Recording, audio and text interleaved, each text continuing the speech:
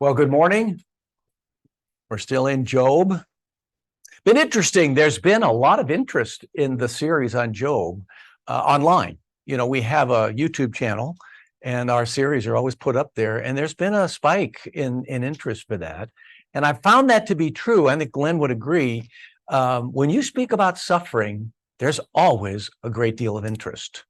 And so there is interest in this series on Job, and it has a lot to say to us.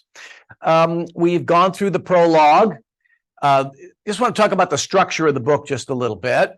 These divisions are mostly just for convenience, but the prologue is the story of what went on in heaven, right? God says to Satan and the sons of God when they present themselves to him, "Have you considered my servant Job?" And Satan says, "Yeah, well, he only serves you because you're good to him and you put a hedge of protection." And so God allows these things to happen. And that's one of the hardest things for us to deal with, especially when we get to the end. We'll see the answer that this book gives us is not the answer to the question, why do bad things happen to good people? Right? There's a different answer. Anyway, then beginning in chapter 3, we have this series of arguments, accusations, defenses. There's 34 chapters of them. And we're going to go through the arguments in all 34 chapters today. So buckle your seatbelts. Okay? They're divided into, this is purely arbitrary, but they're divided into the first dialogue, second dialogue, and third. And then all that means is that each of three friends of his, that we'll see in a minute, Eliphaz, Bildad, Zophar, had their say. And Job then answers them. And then they have another round. Job, Eliphaz, Bildad, Zophar, Job answers each of them. And then in the third dialogue, Zophar has given up. Okay, Eliphaz and Bildad still speak. And then right here where Zophar should have been, there's an interlude. And I don't know whether that was put in after the fact as an editorial addition, or maybe it's just Job speaking. And he talks about this question of wisdom, of epistemology. How do we know what's true? How do we know anything? Where is wisdom to be found? And he basically tells us not much. We can't know as much as we think we know. We live in an age that thinks man is the measure of all things, and that we can have knowledge that we basically will define our own reality. And I think Job's got a better view of man. And we'll talk about that a lot more next week. He says, we really can't know that much, but if we want to know anything, we have to begin with the fear of the Lord. You all know that proverb, the fear of the Lord is the beginning of wisdom. When I was a little boy, we were supposed to put a proverb or a saying on a little piece of wood using those noodles that had the alphabet in them. Do you remember those little tiny elements? And my dad gave me that verse. It was the fear of the Lord is the beginning of wisdom. I really didn't understand it, but boy, the older I get, the more I do. You must begin with the fear of the Lord. As we said last week, for some people who have no fear of God, no amount of evidence will convince them of the truth. For those who are willing to fear God, there is always an abundance of evidence.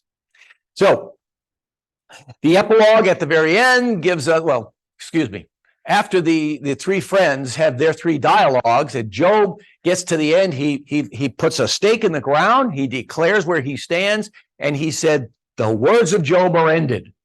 Now that could be an editorial just to say that's the last we hear of him, but I think that's Job's statement. He said, I'm done. Okay, I've had enough of this.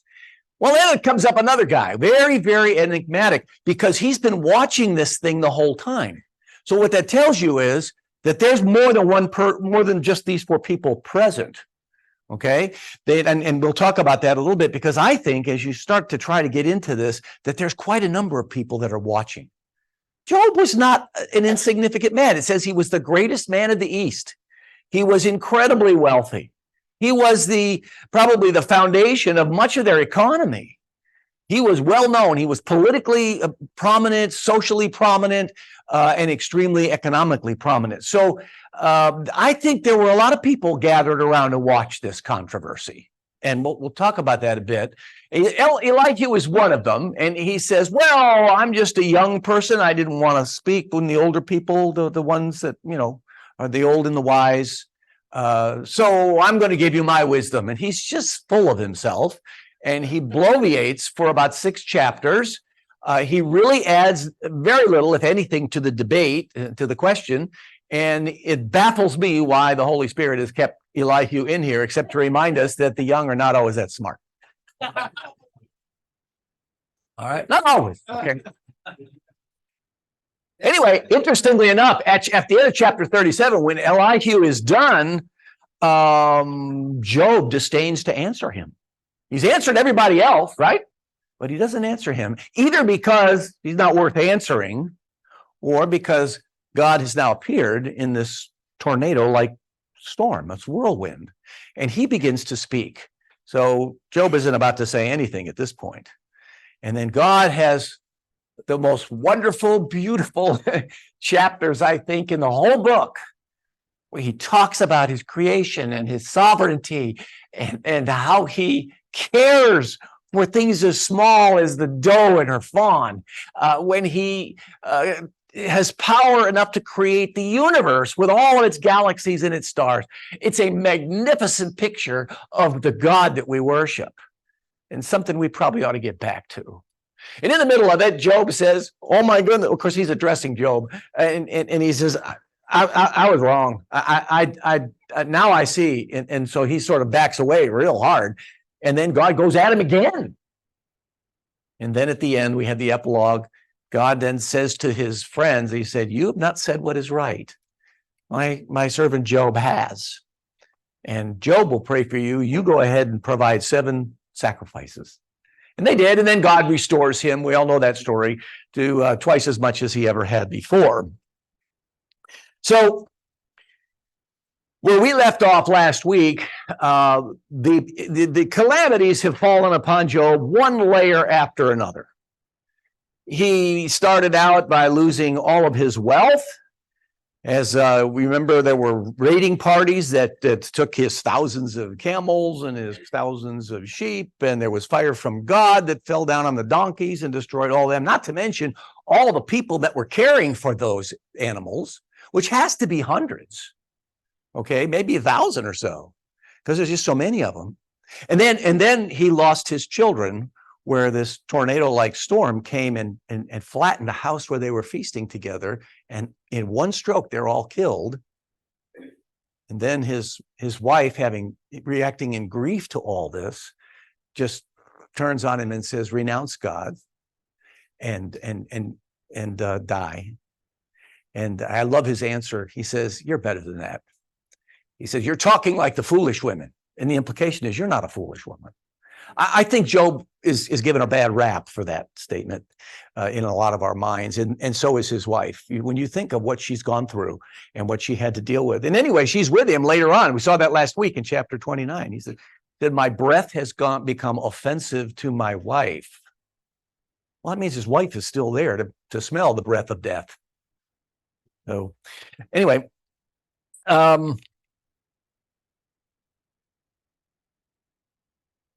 Rollins says his strength was impaired, his nerves were unstrung, his mind was depressed, and when no longer permitted to enter the dwellings of men, he sat himself down upon the mezbele, or the ash heap outside of his dwelling. He was an object of loathing and disgust to passers-by. And I also think he was very vulnerable. We're going to talk about that in a bit. Now, if you go to chapter 3, let's go there for a minute. All right.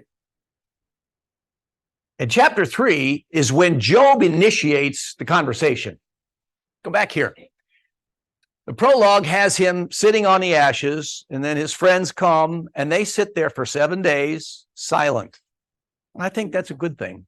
I mean, they just listened, and they waited for him to be ready to talk. And then he gives what's called his lament. That's his first lament. The whole thing is a lament, but the first that is in chapter 3. Just look what he says. First of all, chapter 3 at the beginning, he said, Job opened his mouth, cursed the day of his birth. May the day of my birth perish. The night that said a boy is conceived, may it turn to darkness. Wow. Okay. May God not care about it. So he curses the day he was born. I wish I was never born. We can understand that. Then he goes down. If you go down here to verse 11, he wishes he was stillborn. That at least would be better. Why didn't I just perish at birth, infant mortality, and die as I came from the womb? Why were there knees to receive me and breasts that I might be nursed? Why didn't you just let me die when I came into the world? And he says some interesting things about the place of the dead. We'll talk about more next week. But he says, for now I would be lying down in peace. He sees death, the place of the dead, as a place of peace. I would be asleep and at rest with kings and rulers of the earth who built for themselves places now lying in ruins, and so on and so forth. Why was I not hidden away in the ground like a stillborn child, like an infant who never saw the light of day? There the wicked cease from their turmoil. That's his view of death. We want to see that a little bit more clearly next week. But then go down to the very end of that. In verse 28, or 27 rather. Excuse me. No. 26. 26. Yeah. There's no 27. There's no book of Hezekiah. Would we always use that one? Okay. I know. So in verse 26, he says, I have no peace, no quietness, no rest, but only turmoil. You get the contrast between what he's talked about, the place of the dead? In the place of the dead, they have rest, they're settled from turmoil, and they have peace and quiet. So he says, I have none of that. Basically, he's saying, I am miserable. Okay? Now, in chapter 2, verses 11 to 13, we are introduced to three friends. And we read it last week, but let's read it again. Go back to chapter 2, 11 to 13. Jack? When Job's three friends, Eliphaz the Temanite, Bildad the Shuhite, and Zophar the Naamathite, heard about all the troubles that had come upon him, they set out from their homes and met together by agreement to go and sympathize with him and comfort him. When they saw him from a distance, they could hardly recognize him. They began to weep aloud, and they tore their robes and sprinkled dust on their heads. Then they sat on the ground with him for 7 days and 7 nights. No one said a word to him, because they saw how great his suffering was. Now, these three men are introduced to us as friends. They come from a various number of places, and they're rather obscure. We don't really know. The only one we know of is likely is Eliphaz, who comes from the town of Teman. Teman is in Edom, which would be, 20, 50 miles distant. And we can probably assume that his other friends came from similar distances. They seem to be peers of Job. They're probably wealthy. They may be attended by servants. They're successful and prominent in society, just like he is. Eliphaz, coming from Teman. Teman, Jeremiah tells us, was known for wisdom. And so Eliphaz is the guy that's going to speak first. Maybe the oldest, maybe the wisest. He is probably the most effective speaker. But there's an interesting statement in verse 11 I want you to get.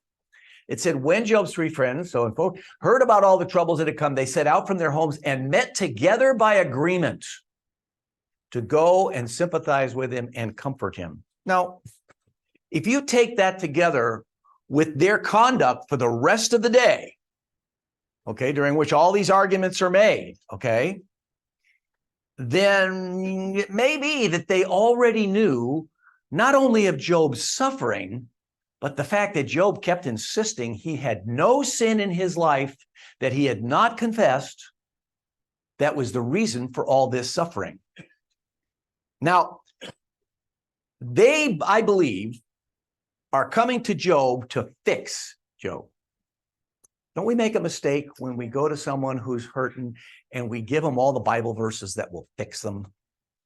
I even think that this is a bit greater than that. For example, 5:27, take a quick look, just jump down to that. That's the end of Eliphaz's argument, okay? And Jack, why don't you read that? We have examined this, and it is true. So hear it and apply it to yourself. Wow. Is that comforting? He goes back through his argument, which we'll talk about in a minute, and he says, we have examined all this, and it's all true. Now, apply it. And what he's basically saying is, suffering comes from great sin. You are guilty. You must reveal this sin. We must expiate what you have done. I think it may be that these three men, prominent men, are spokesmen for a much larger group from the community that are coming to do kind of an intervention. What's an intervention? Snap out of it. Hmm? Snap out of it. Snap out of it. Slap you upside the head until your eyeballs fall out. Well, if there's an alcoholic in the family, does the alcoholic know he's an alcoholic? Not always. I mean, he'll never admit it, right? He'll say, "No, I can handle it. I can quit anytime I want." And so sometimes you have an intervention. That's when all the family members come together and they give him the harsh news, right? And it can be very stormy and it can be very unpleasant. But the idea is to knock some sense into him. Okay? Now, I want you to think a little bit about where they come from in history. These people see spiritual matters in everything. Now, we don't. We're materialists, whether we like it or not. We swim, breathe, we live in an atmosphere that has natural, rational causes for everything. Not so in his day. If you appease the gods with sacrifice, the gods smile on you and give you what you want. If you don't, the gods may give you trouble. If you get sick, you need to appease the gods with a sacrifice, right? If there's trouble for the community, what do? Let's say you've heard stories, there's a great famine or maybe a great plague in a village. What do? Well, they go find the prettiest young virgin and they put a white dress on her and they tie her to a stake in front of the dragon's cave. And the idea is they're going to sacrifice this person. You think of a Bible character that does that?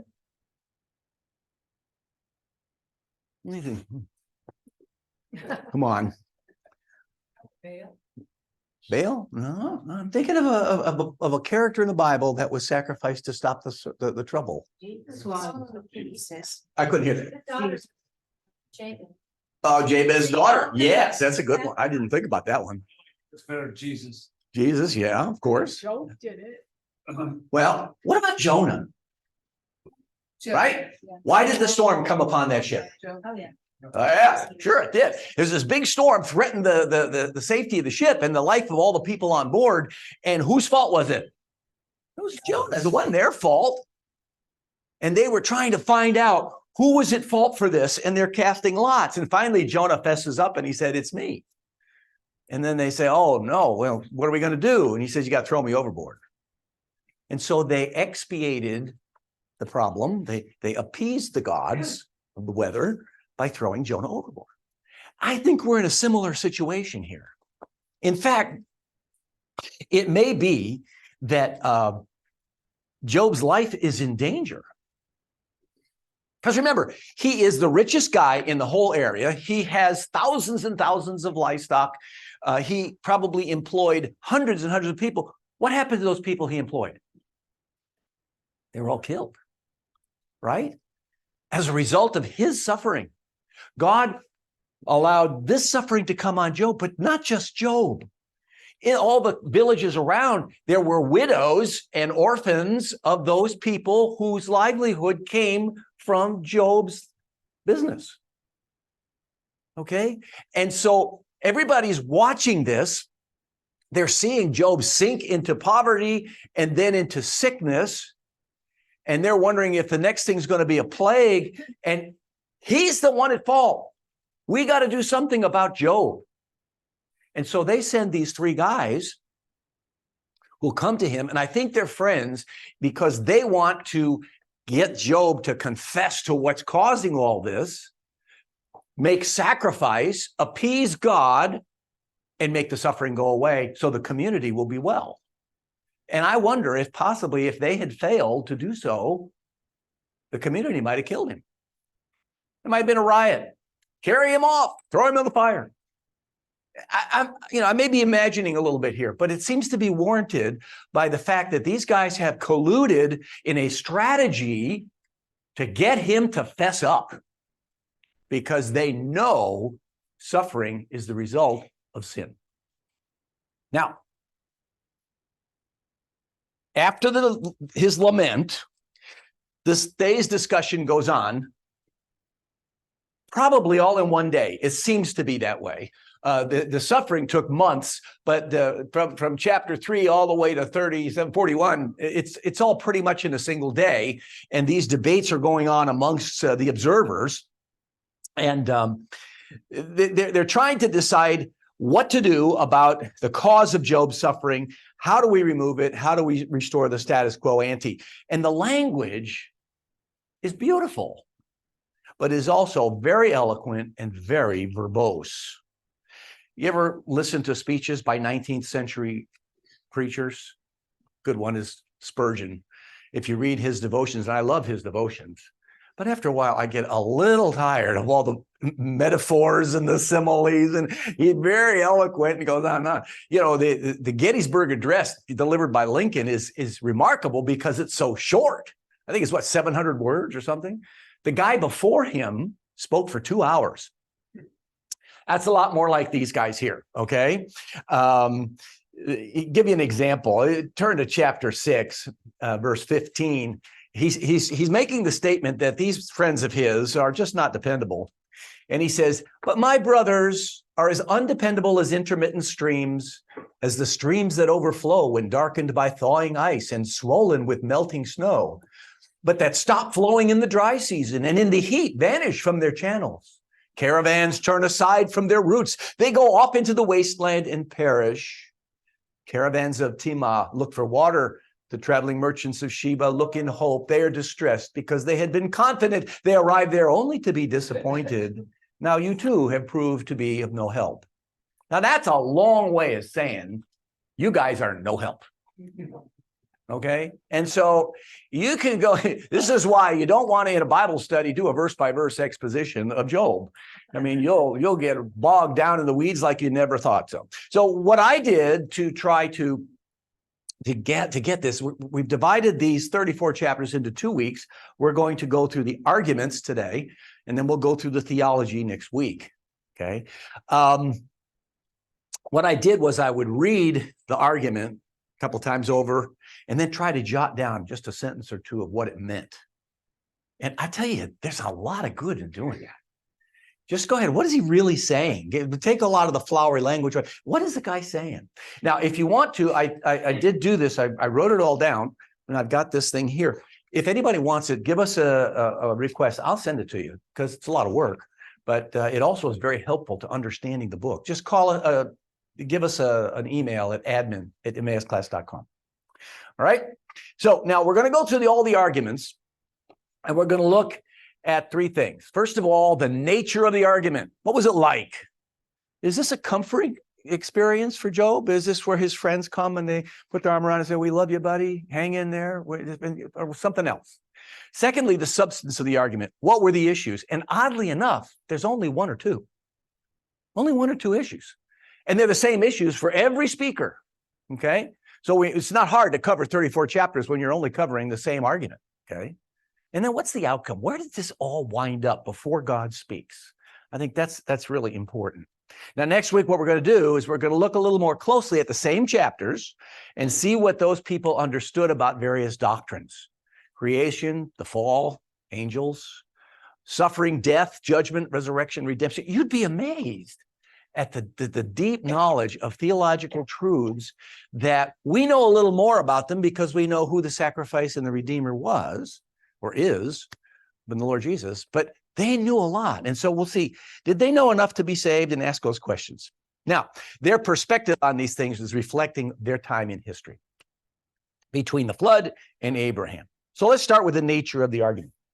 The whole debate, as I've said, centers around Job's hiding some hidden sin that was inevitably the cause of his suffering and probably the cause of the troubling of the whole community, like Jonah. Now, he steadfastly maintains over and over again, we'll see in his responses, that he's not hiding any no sin, and he absolutely refuses to admit it. He will not admit to something he hasn't done. Have you read the book by Rod Dreher, Live Not by Lies? Yeah, a wonderful book, a classic. And he asks the question, what do Christians do in a totalitarian society like 1984? And he interviews people who went through that in Czechoslovakia and other countries like Hungary after the war. And the only thing they said is you got to follow Solzhenitsyn's advice. Do not repeat lies. I will not affirm anything that I do believe is false. Now, where does that hit you today? How about the pronouns? You know, and there's some really sensitive and difficult situations. How do you deal with that? I've got a grandson who is going into the Army on an Army ROTC scholarship at Wheaton. And we said, well, what are you going to do about this pronoun thing? He says, I simply talk to everybody with their first name. That's good. Okay. But at some point, they're going to be saying to you, you must admit that 2 and 2 is 5. And you say, no, I will not. And I think that's where Job is. He is not about to say something that he knows to be false. Okay. Now, they say he's got to be holding out some sin and he needs to make right.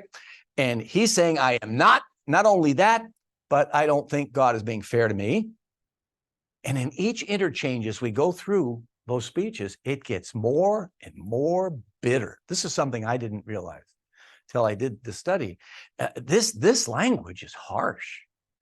It starts out nice enough, very friendly. And here's what you got to do, Job. All you got to do is just fess up. Let's get a sacrifice. Let's make things right. God will restore us all and everything's going to be cool. And Job says, there is no sin that I know of that I have not dealt with. Remember, Job, in the first chapter, it says that Job was so concerned about sin, when his children would have a party, he would go make sacrifices for them in case they sinned. So this guy is not insensitive to that matter. And he says, no. And then what happens, it starts getting nastier and nastier. And when Job denies that he's hiding sin and that God is unfairly causing him to suffer, then they pile on him for blasphemy to say, what do you think you are? Are you more holy than God? God's punishing you for evil, and you're saying he's not right to do that, that there's no evil in you. And we'll see how important that is to the argument. Let's just go through a few of the introductions to their speeches to get an idea of how this thing escalates in intensity. Bildad's the second to speak. Chapter 8, verses 1 to 4. Then Bildad the Shuhite replied, how long will you say such things? Your words are a blustering wind. Does God pervert justice? Does the Almighty pervert what is right? When your children sinned against him, he gave them over to the penalty of their sin. Now, he's calling him a blusterer. He said, your words are blustering wind. Do you think God's perverting justice? Do you think God's unjust in some way? But what really gets to me is verse 4. He's saying, your kids got what they deserved. Wow, that's a cruel thing to say to anybody. Also not true, but that's Bildad. And then go to chapter 11. Zophar is the third speaker, chapter 11, 1 to 4. Then Zophar the Naamathite replied, are all these words to go unanswered? Is this talker to be vindicated? Will your idle talk reduce men to silence? Will no one rebuke you when you mock? You say to God, my beliefs are flawless and I am pure in your sight. Now here, he's starting to give a false accusation. This is a straw man. Job has never said that he's sinless. He talks about the forgiveness of his sins. He talks about the sins of his youth. But this man accuses him of saying, I am flawless. Therefore, of course, he's blaspheming, right? He is. So Job never claims to be sinless.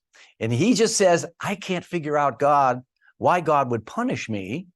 I can't admit to sin that I don't see. And he is adamant about that. Now, in verse 6, it's interesting.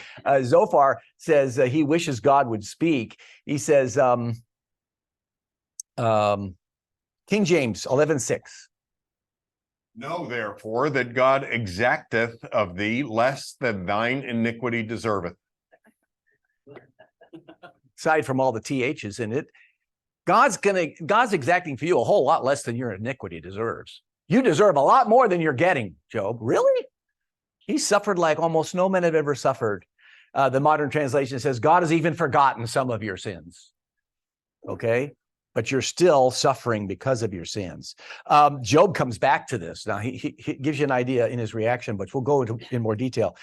Chapter 12, 1 to 3, he gets sarcastic. Then Job replied, doubtless you are the people and wisdom, and you are the people and wisdom will die with you. but I have a mind as well as you. I am not inferior to you. Who does not know all these things? Now he says in verse 5 of something I think is excellent. He says, "Those who are at ease have contempt for misfortune as the fate of those whose feet are slipping." It's easy to criticize when you're sitting there fat, dumb, and happy. You're not the one who's suffering. And it's real easy to you to stand there and be holier than thou and tell me that my problem is because I have been a sinner. Eliphaz comes back. Now he gets even more nasty than the first. Verse chapter 15, 1-10.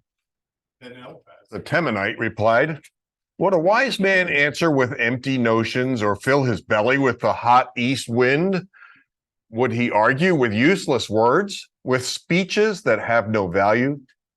But you even undermine piety and hinder devotion to God. Your sin prompts your mouth. You adopt the tongue of the crafty. Your own mouth condemns you, not mine. Your own lips testify against you. Are you the first man ever born? Were you brought forth before the hills? Do you listen on God's counsel? Do you limit wisdom to yourself?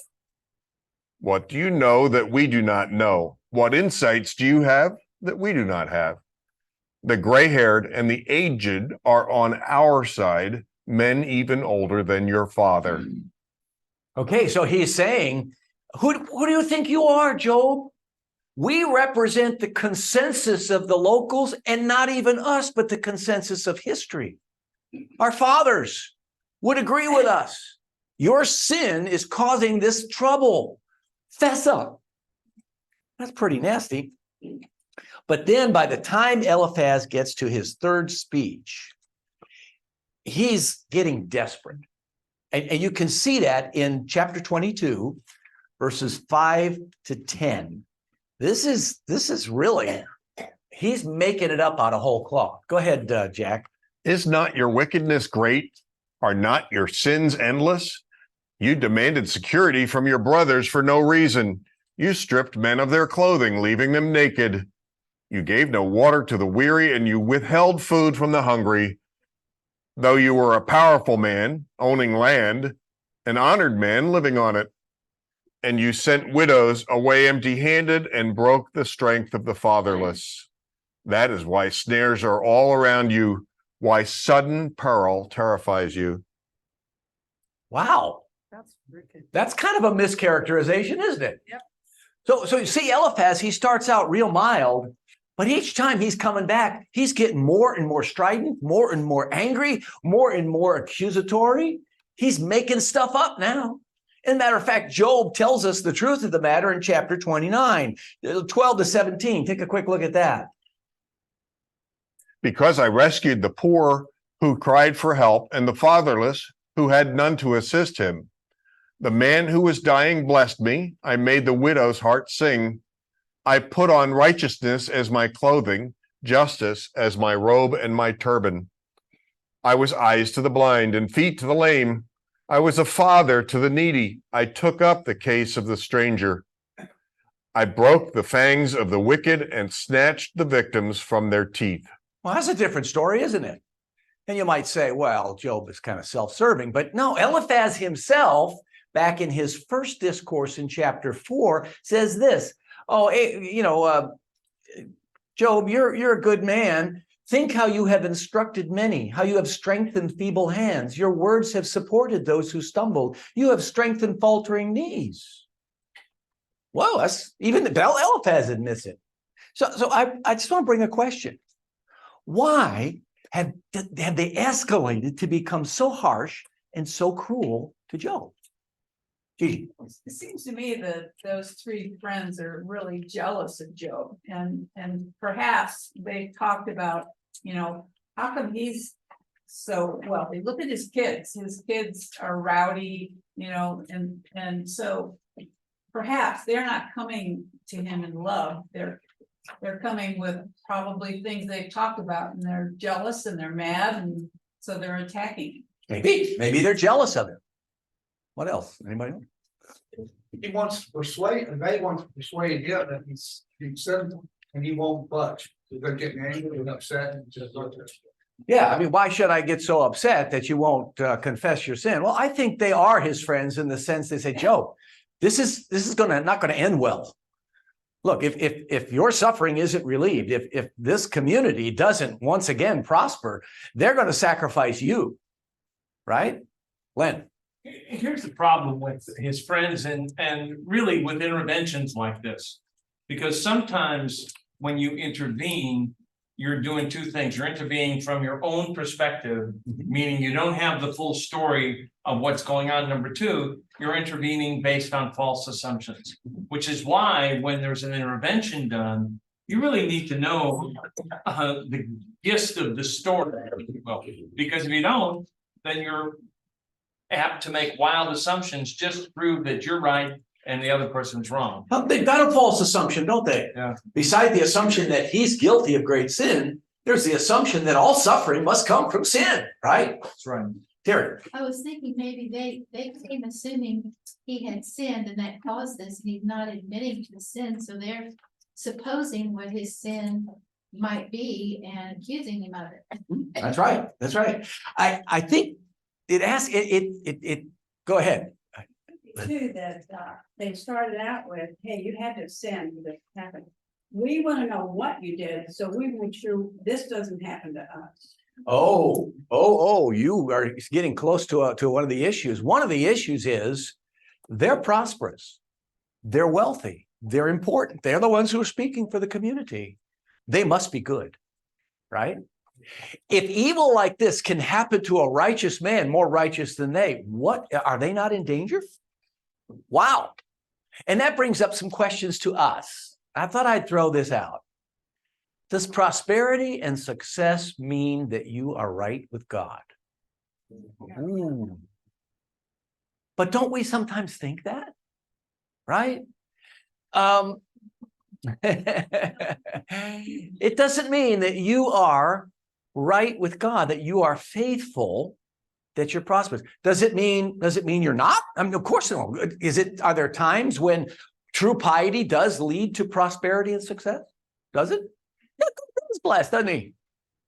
But is that always true? No, it isn't. Calvin. One of the most startling things that Satan says in his temptations with Jesus is, I have the authority to give wealth to anybody I want to. I can give it all. If you'll just bow down to me, I'll give you everything. And I think that there are people who've made that decision and actually serve evil and are very, very rich. Bingo. That's part 3.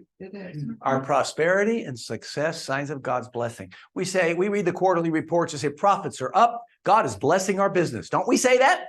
Yeah. Say it all the time. We've got a beautiful new home. We've been healed of diseases. Our marriage is doing well. God's blessing. Well, does he bless? Yeah, he does. But does he always bless? Does that mean that if I'm prosperous and successful, that God will just bless me? Is that all the case? How many times do you look at the board of elders of a church and see a poor man? You don't. Right? Now you're meddling. Now you're meddling, right? Let me give you a little bit more. Proverbs says, train up a child in the way he should go, and when he is old, he will not depart from it. That is a proverb, not a promise. But when you know a Christian family that has been faithful and true, and I know many, and the child has wandered off, or maybe more than one, wandered off and become a prodigal, and we all pray for our prodigal. What's at the back of your mind? The parents say, what have I done wrong? What do the friends say? They must have done something wrong, right? We are quick to judge because we expect prosperity and success if we're faithful to God. I tell you, I learned that lesson the hard way. Teresa. The other side of that is that just because you are poor or hungry or whatever does not mean you are out of favor with God. Absolutely. And you know, prosperity has nothing to do with God's favor or or lack of Well, favor? it does. Well, I would say that God does bless. I mean, good things come from him. Every good and perfect gift Not comes from him. because we deserve it, Yes. Did everybody get that? Did everybody get it? not because we deserve it. Right. Poverty does not necessarily mean God is against you. And you can ask the question, where are the godly poor in our world? There are many of them, but we don't give them much account Right. because we have this subtle presupposition that I think is wrong. And we need to back away a little bit and listen. Lynn. But I think a couple of things are important here. First of all, the whole idea of prosperity and success is being interpreted here by an American population who already is prosperous and successful. So that's the first thing. But you have to redefine that position. Secondly, and I think this is really important, because when our business hit its peak and was growing every year, I was thinking more about how brilliant I am and not thanking God for what he had done for us. Yeah. And so all of a sudden, that went down, down, down, down, and I got more and more and more connected with God. So what's more important to God as far as prosperity and success? Prosperity and success is knowing God, relating to God, communicating with God, hearing from God. That's prosperity and success, not the money part. Yeah, I know. Do you think that Job's success back at the beginning of this whole thing was God's blessing? Didn't Satan say, "Will you put a hedge of protection around him and bless him?" It was God's blessing. Yes. Was his blessing at the end? God blessed him again. I'll get to you, Marilyn. Was God's blessing at the end as well from God? Yeah, it was. But did the fact that he suffered mean that he was out of God's favor? Actually, it means he was in God's favor. Yeah. And C.S. Lewis said this well. He said, I don't have the quote handy, but he said essentially, many of us are living a comfortable and prosperous life because God does not trust us to hang on in a more difficult situation. Marilyn, you had something to say. Yes, there is an accounting principle that goes like this. Just because B follows A does not necessarily mean that A caused B. Causation is not correlation. Yeah. Or switch it. Okay. Thank you, Dr. Einstein. Yes, you go. I don't know it exactly, but I forgot that. One thing we gotta remember, previous generations didn't have our wealth. Wealth in our country has come about the last 100 years or so. My grandparents were the godliest people I have ever known. All their children were godly people. They died with a net worth of $10,000. Wealth and prosperity can be a burden, can't it? It can be a danger and a burden. The Bible talks about the deceitfulness of riches, and we should always pray, especially if we have children that are growing up and are prospering, because the younger generation, my goodness, the houses they're buying near me blow me away. Be careful of the deceitfulness of riches. We can't stay here, but there's a third thing. Not only what does it say about themselves, okay? What does it say about the region that's suffering? What does it say about God? Think about this. If Job is innocent of sin, they have to ask the question, is God unjust? Why is he doing this? He's unfair. How many have ever heard of the Sinclair Lewis play in the 1950s called JB? No? Oh my goodness. Leonard, you have, okay. There's a famous quote at the end. This is a man who suffers just like Job, and he wrestles with it, and he's agonizing over it. And at the very end, he comes to a conclusion. He says, if God is God, that is, if he's all powerful, he's not good.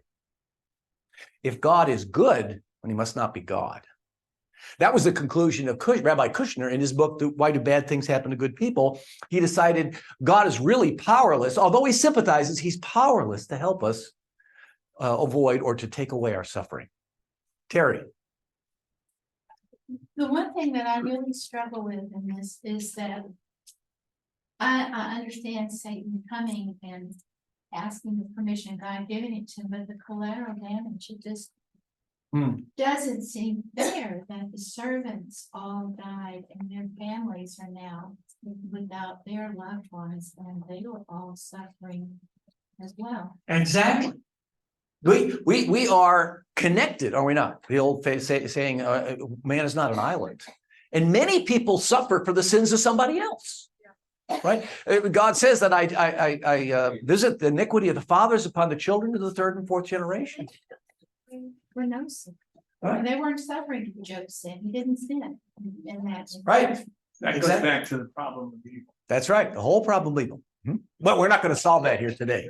And we're not going to get through this lesson if we don't keep going. All right. Let's get to the substance of the argument. Okay. There is a substance to it. We've talked about it enough things. Go back to Eliphaz's first speech in chapter 4, verses 6 to 8. Should not your piety be your confidence and your blameless ways your hope? Consider now who, being innocent, has ever perished. Where were the upright ever destroyed?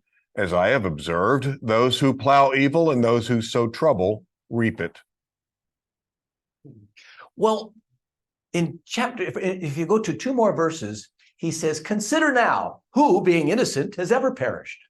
Where were the upright ever destroyed?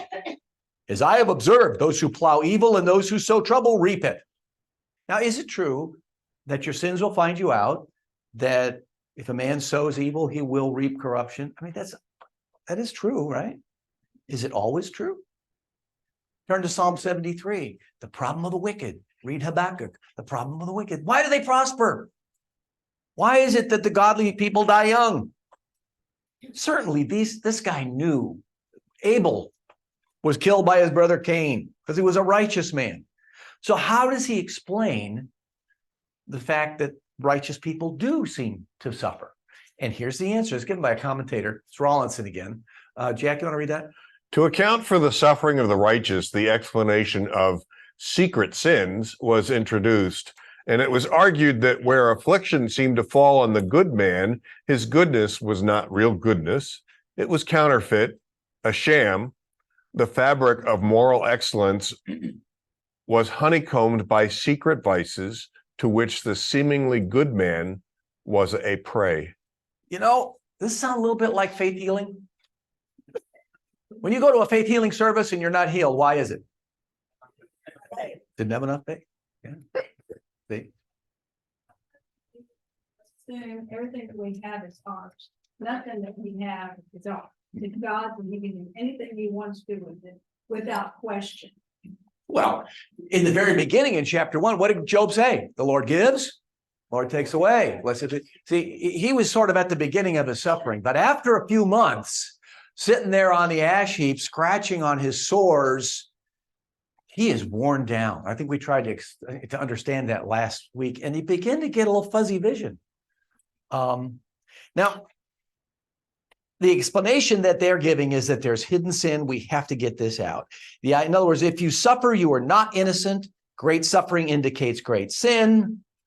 And then Eliphaz describes something that I didn't even know was in Job. He had a vision of a spirit. Really? Take a look at chapter 4, 12 to 16. A word was secretly brought to me. My ears caught a whisper of it. Amid disquieting dreams in the night when deep sleep falls on men, fear and trembling seized me and made all my bones shake. A spirit glided past my face and the hair on my body stood on end. It stopped, but I could not tell what it was. A form stood before my eyes, and I heard a hushed voice. Wow. Does this sound like any visitation of an angel in the Bible, of a real, of a godly angel? No. No. The angel Gabriel comes to Mary. Fear not, Mary, for I've been sent to you. The angel comes to Daniel. He passes out. All of the angelic appearances, Abraham, they appear as men. All of them are relatively unambiguous. What does this sound? What does this sound like to you? Evil? Sound like a seance, right? Little violins were twirling in the air, that kind of thing.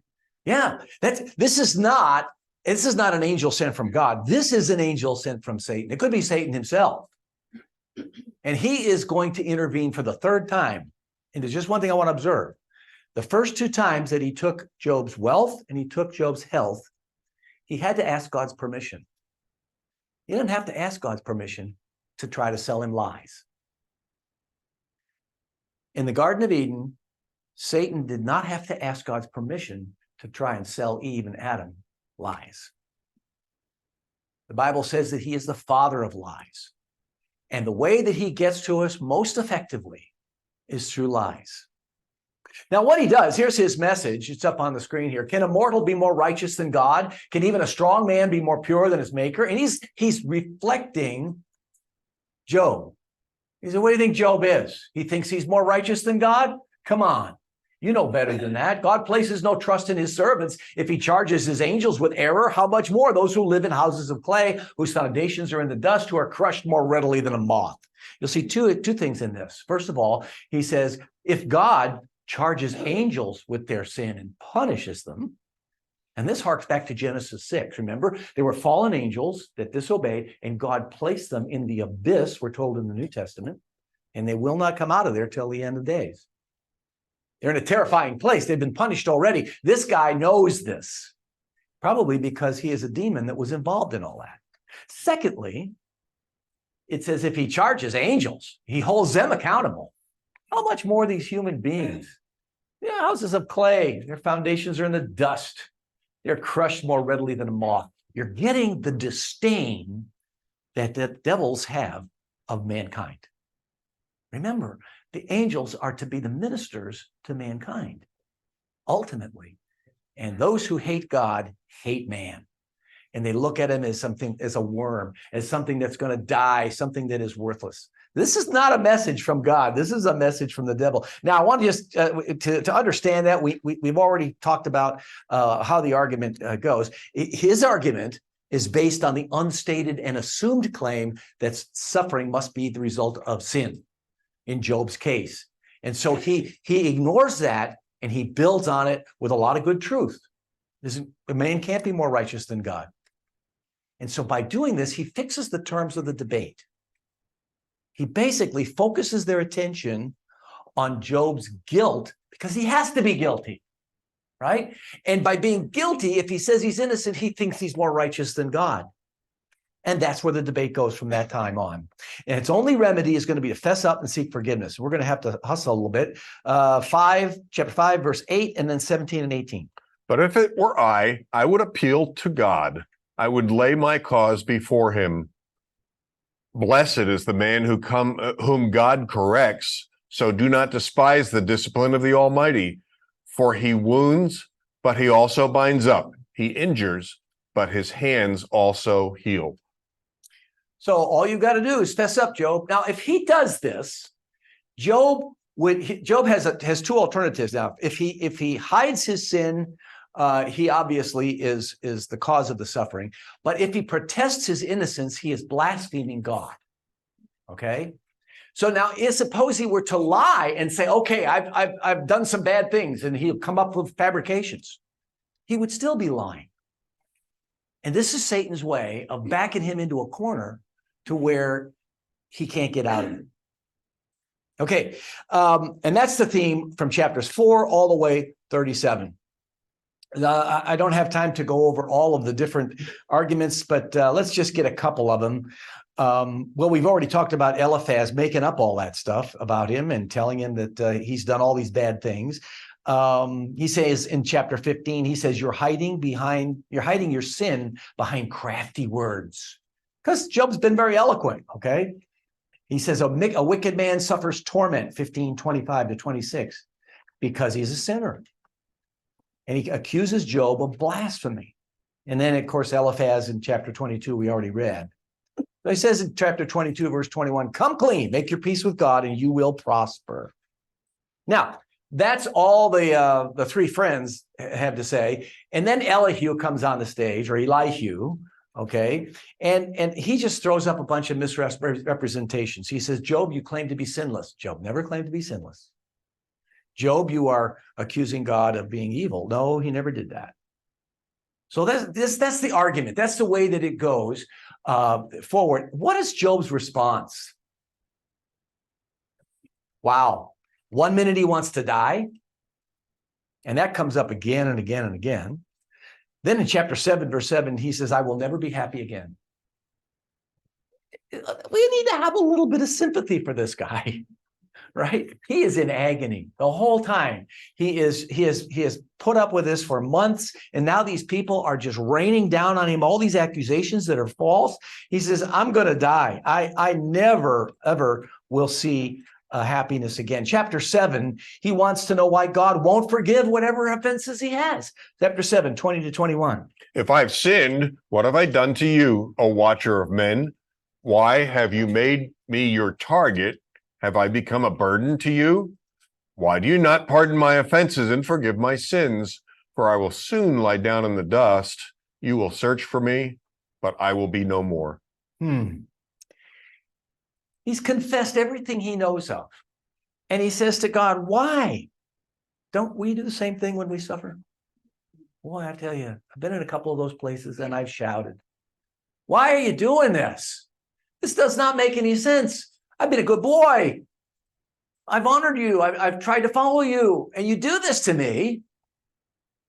Why? We ask that question. And that's the question that behind Rabbi Kushner's book, Why Do Bad Things Happen to Good People? And that is a question that God does not answer in this book. And you'll see his answer is different. He doesn't answer that question, but he gives us an example of one man who went through suffering, asked the question why, and we know why when we start. Okay, let's just get a few other things. He asked God to explain the charges against him, 10:2. I will say to God, do not condemn me, but tell me what charges you have against me. Okay, tell me, I'll confess it. Let me know what my sin is, okay? But now he starts getting, he's nibbling on the end of being blasphemous. Chapter 10, verse 3. Does it please you to oppress me, to spurn the work of your hands, while you smile on the schemes of the wicked? Ooh, are you happy doing this to me, God? Do you get a sense of his desperation? I mean, some of you may have been in that place and you ask those questions. Don't you think God is merciful not to just send a bolt of fire right down on you? Because he's really getting rough. He even accuses God of some sort of treachery. 10:12 to 14. You gave me life and showed me kindness, and in your providence watched over my spirit. But this is what you concealed in your heart, and I know that this was in your mind. If I sinned, you would be watching me and would not let my offense go unpunished. Ooh, wow.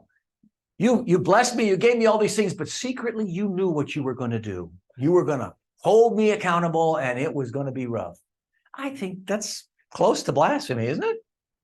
And then he comes, turns the opposite direction, and he restates his faith in God. Chapter 13:15, he says, though he slay me, yet will I hope in him.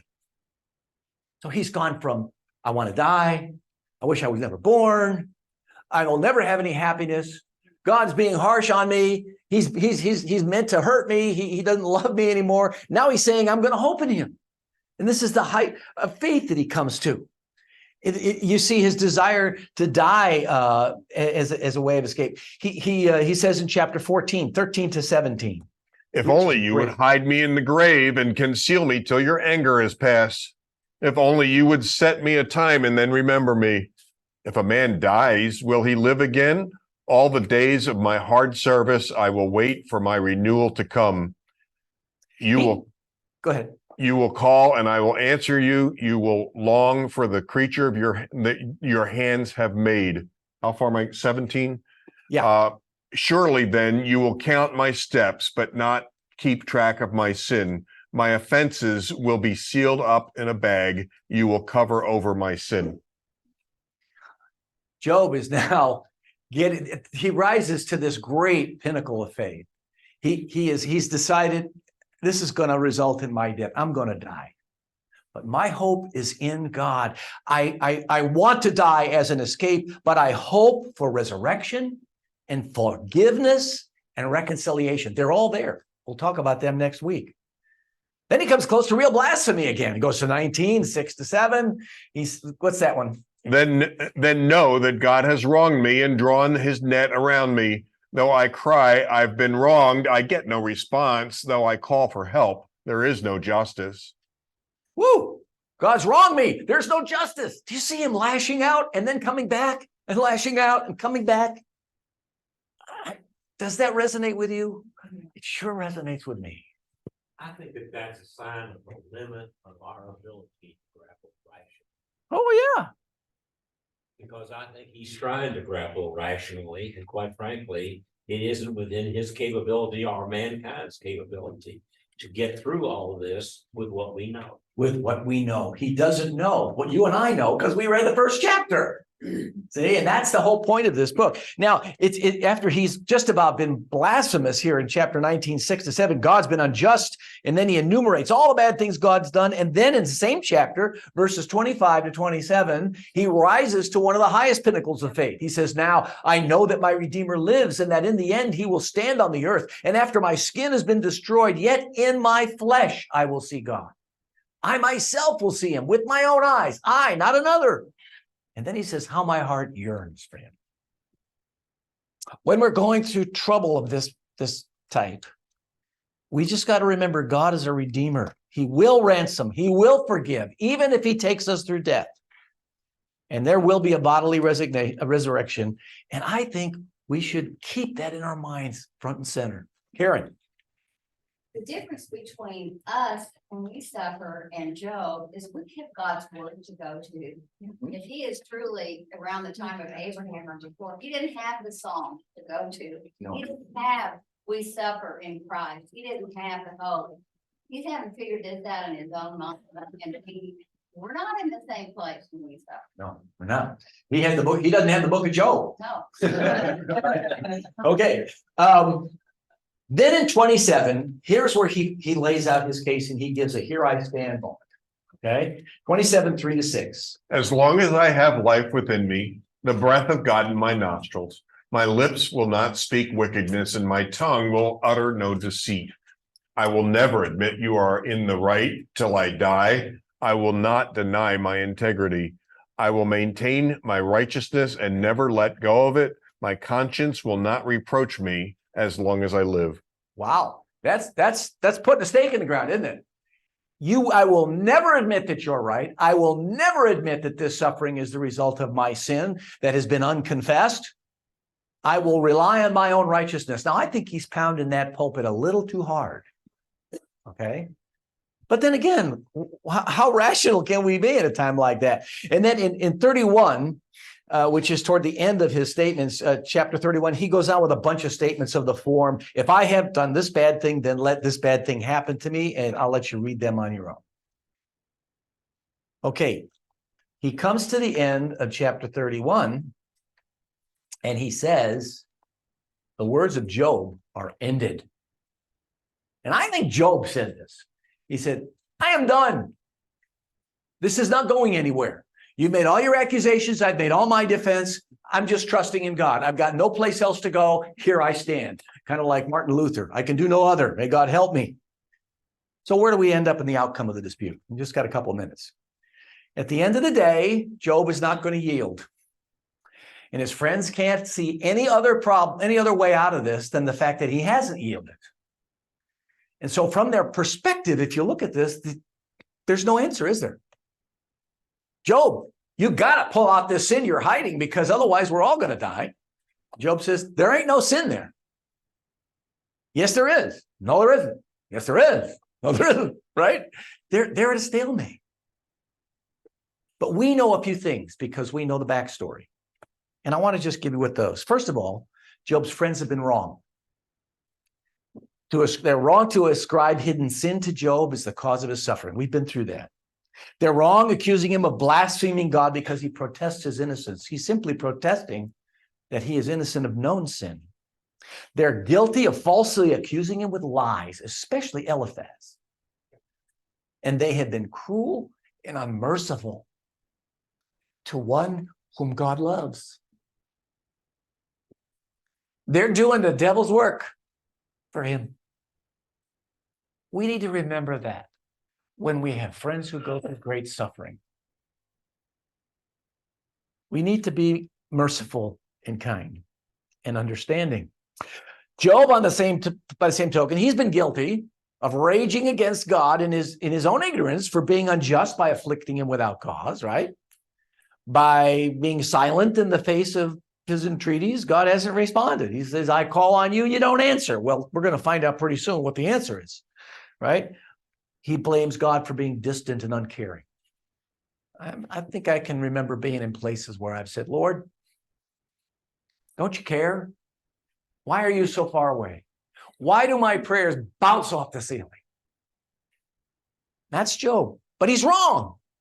His friends are wrong. He is wrong. But the one thing that's different is Job never ceased trusting that God would ultimately forgive him, rescue him, provide a ransom for him. See that next week. And then free him from death at the resurrection. He never lets go of that. He is like Abraham. And when God saw Job's faith, he counted it to him for righteousness. And that's why at the end, God doesn't condemn Job. He instructs him. He puts him through a pretty tough grilling, but he condemns his friends because Job's faith, like Abraham's faith, is counted as righteousness. So on the question of why bad things happen to good people in general, we don't have an answer.